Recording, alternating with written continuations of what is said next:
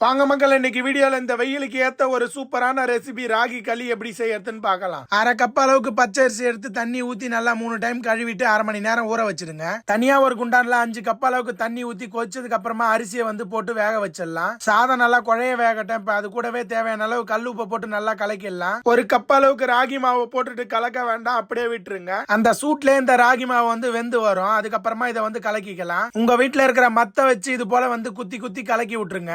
களியை கிண்டும் போது நல்லா லோ ஃபிளேம்ல வச்சு இது போல நல்லா கிண்டிட்டு வாங்க.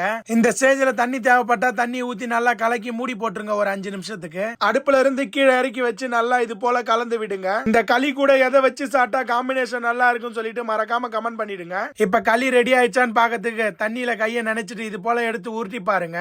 இப்ப நல்லா உருட்ட வருது. களி வந்து ரெடி ஆயிடுச்சு. இப்ப இது போல குழம்பு கரண்டியை வச்சு எடுத்து ஈரமான தண்ணியில கையை நினைச்சிட்டு அதுக்கப்புறமா வச்சு உருட்டுங்க. இது போல அடிக்கிற இந்த வெயிலுக்கு வீட்டுல இருக்கிறவங்களுக்கு ரெகுலரா